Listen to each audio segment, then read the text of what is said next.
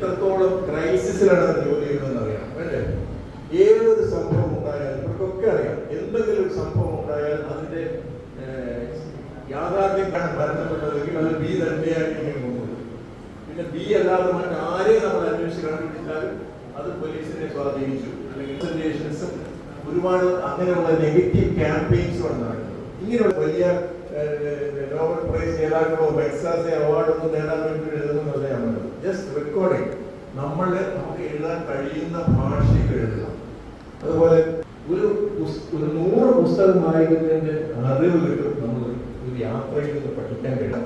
അവരുടെ സാംസ്കാരിക പൈതൃകം ഇതിനെക്കുറിച്ചൊക്കെ മനസ്സിലാക്കാൻ നമ്മൾ ഓരോ സ്ഥലങ്ങളിൽ സന്ദർശിക്കുമ്പോൾ കിട്ടുന്ന അവസരം വളരെ വലുതാണ്. പിന്നെ പോലീസ് ഉദ്യോഗസ്ഥന്മാർ വീടിന് വെളിയിലിറങ്ങി ഒരു പോസ്റ്റ് ഓഫീസിൽ പോകാൻ, അല്ലെങ്കിൽ എങ്ങനെയാണ് ഞാൻ ഒരു പെൻഷൻ മാസ്റ്റർ ചെയ്യാൻ പോകുന്നത് എങ്ങനെയാണെന്ന് നടക്കുന്നത്. DGP-യുടെ തുമ്പിക്കൈയൊക്കെയായിട്ട് നമ്മുടെ പരിചയാളുകളാണ്.